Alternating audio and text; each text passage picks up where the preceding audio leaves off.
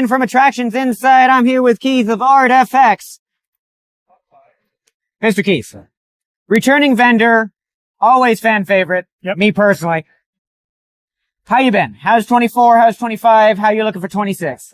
26 is going good. One of the things that I want to, if you get a chance when we talk about it, let's talk about the difference in how we approach the industry versus other people as well. Yeah. And that gives us kind of a heads up because we are a niche business. Okay. So if you notice, everything here is not in the norm, but we are able to do all of our build outs ourselves. Okay. We're able to construct the molds. We have our studios full of artists, craftsmen, which is a challenge in it. And tell me about the difficulties of maintaining just so many different studios, because you've got tech, you've got art, I'm sure you've got a design as well. And then let's not forget the all-important marketing and administrative work. Well, and I'll get to marketing in just a minute because that's a very important part that we were talking about earlier. Sure.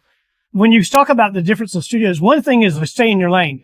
But the other thing is that most art students that come here, they're focused on one field. Okay. You have to widen your field. Sure, widen them out. Right. Because what happens is you got to be able to control and know every part of that studio. So every artist that comes into my shop or craftsman, I make them work.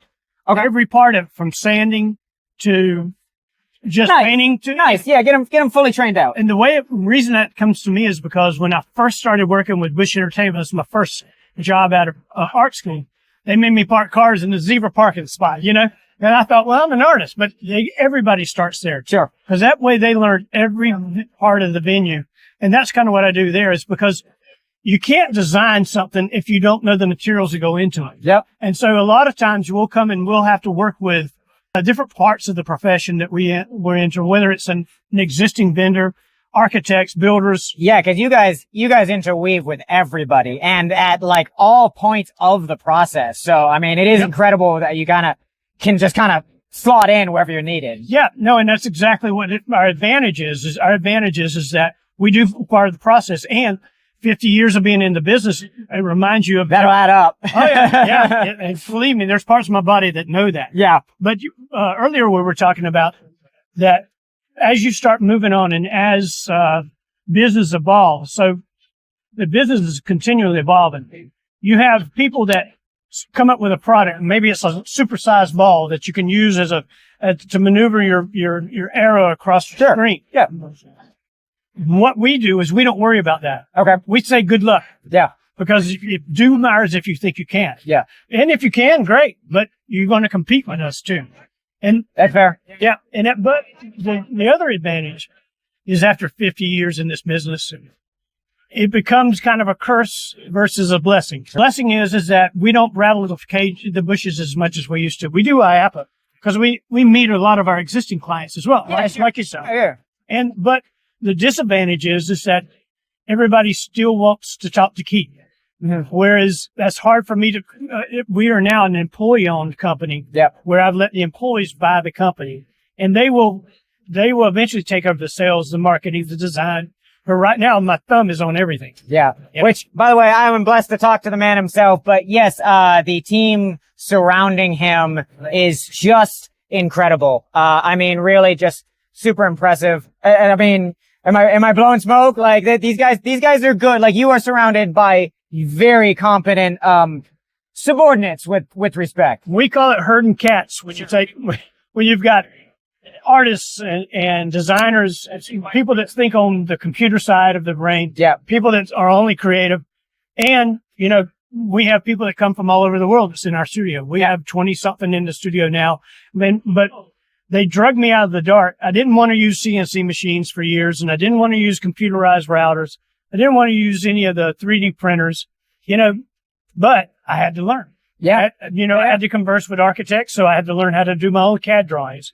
And, you know, there's something to be said for that because it keeps you're able to create like you said, from the very ground up. Yeah. Or come in and help them suggesting to them. Well, we got a little bit of old dog, new tricks situation just because, you know, after 50 years, I mean, yeah, the rise of 3D printing, CNC machines becoming efficient and effective. So all of these very, very powerful methods, which, you know, you guys had the ability to do the old method until it was efficient for you to switch over to this new method. And I'm sure that's just kind of carried you forward and forward and forward and really kept you on the up and up. I mean, you guys are still doing it to this day, obviously. What it did is it opened my shop. We have 2 different shops now. We have one where we produce, manufacture, where we do repetitious game. We have clients that, quite frankly, are in this, are some of our competitors. Yeah. But at the same time, it gives us the ability to do repetitive business through the CNC.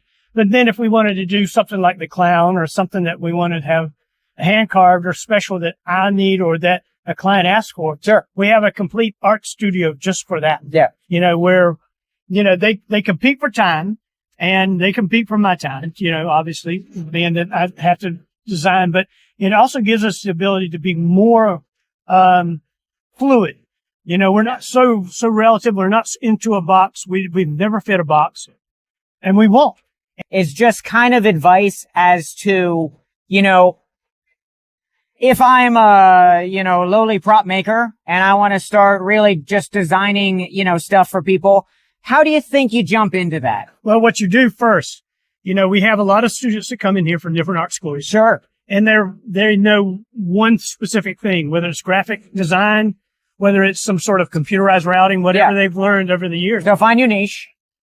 Not necessarily. Okay.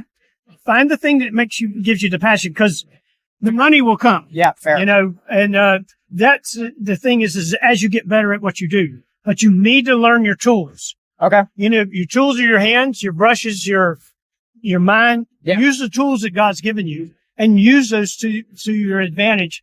Then you can start specifying as to what your best abilities are. Okay. You know, and then you can share those. Yeah. Yeah. Does that make sense? No, that's awesome. I mean, I think that's so true. And I mean, if we're talking about people who are, you know, trying to find their way, yeah, I mean, it's an exploration process.